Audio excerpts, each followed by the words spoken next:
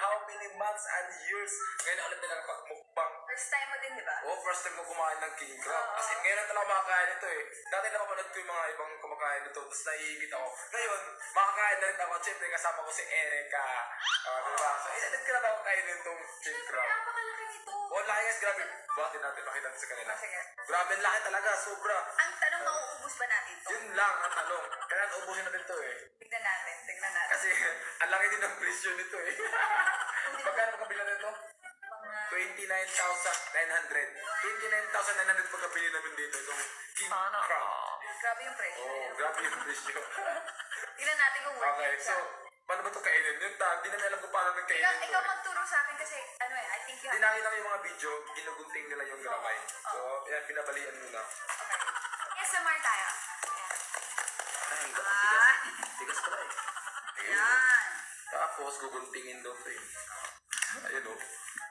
Oh my God, grabe. Alam mo, masarap din yung sauce. Tapos i-dip-dip mo yung ano. Yan guys o. Oh my gosh, grabe. Tingnan nyo guys. Ang laki ng laman. Ang laki ng laman. Okay. Okay. Ayan o. Ayan. Oh. Uy. Tapos ilagay mo sa sausawan.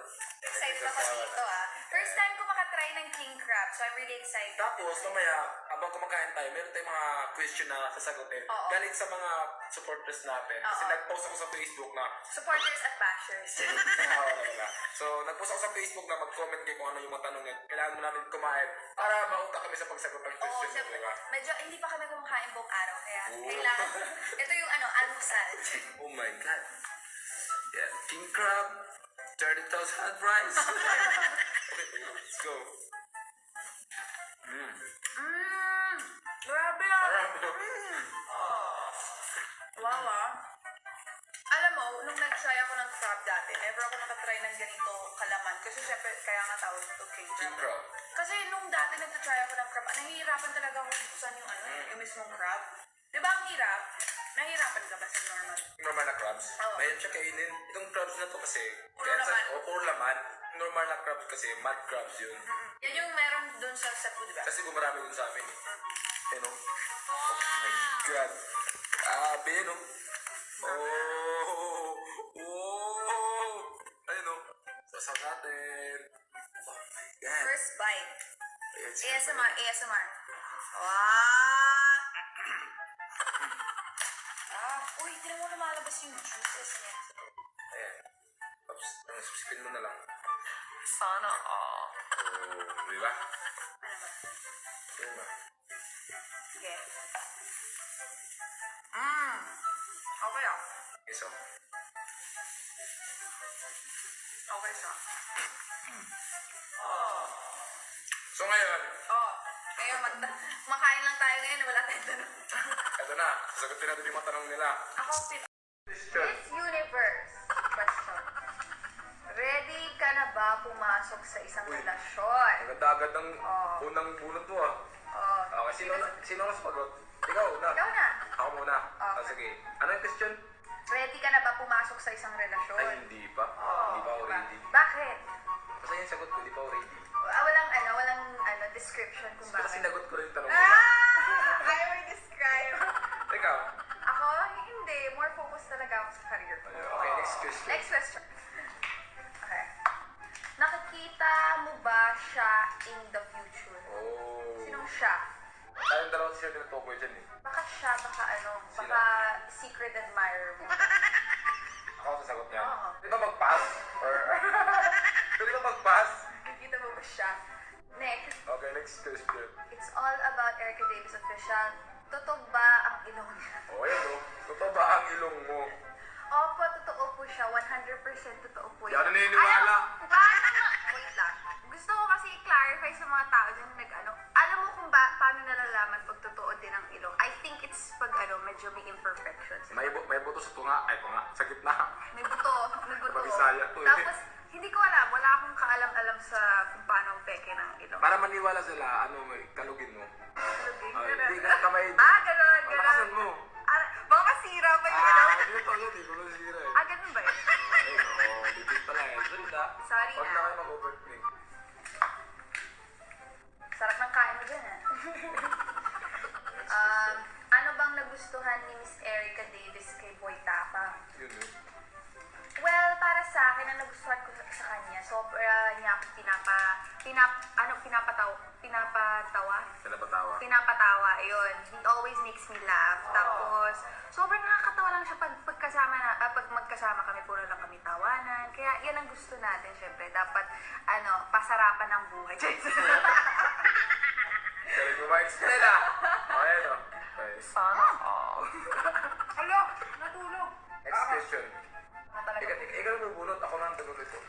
Ang sarap ito, laki oh. Next question. Ako na babasa. Okay. Uy, ang ganda.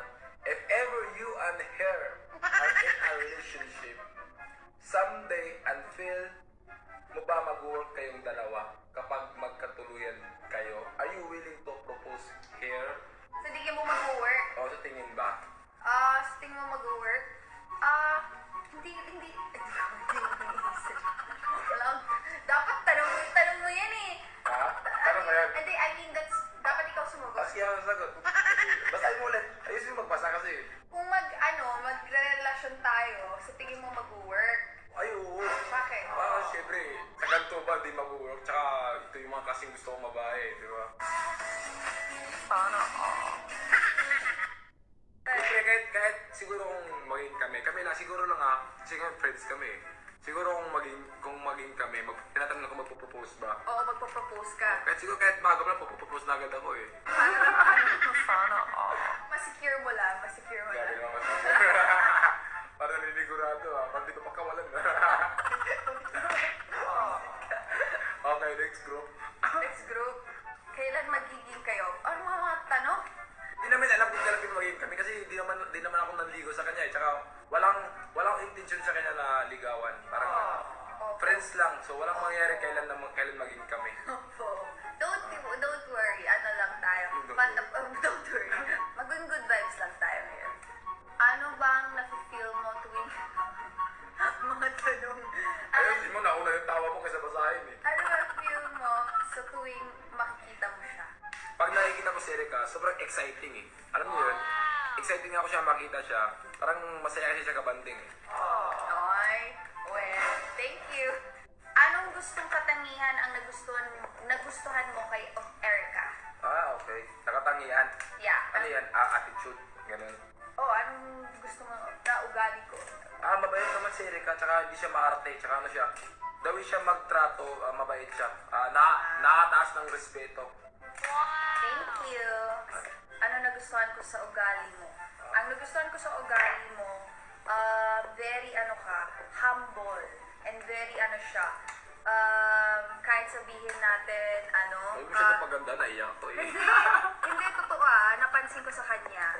Pag, for example, kumakain kami sa labas, pag maraming nagpapapicture, sobrang simple lang siyang tao. Kahit very humble, very down to earth, which is a very good trait in a person. Okay, so, grabe, ang haba oh.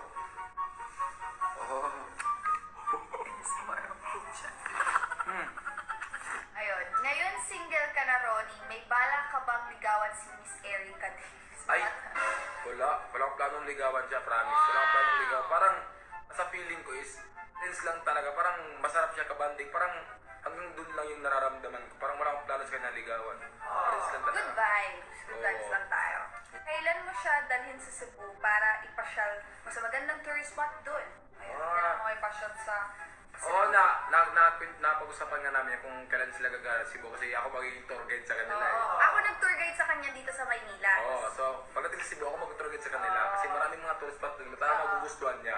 So sa ngayon kasi busy pa si Erika eh, marami siyang mga ginagawa, nag-aaral, tsaka showbiz, so ganun. So soon siguro pag bakante na siya, ako bala sila sa Cebu. Kaya excited ako dyan. Ayun lang, parang Thank you. sa mga nagsusupport sa amin, thank you so Don't much. forget to, wag Like niyong, and subscribe. wag niyong i-skip at yung ads kasi pambayad namin dito. Oo, skip yung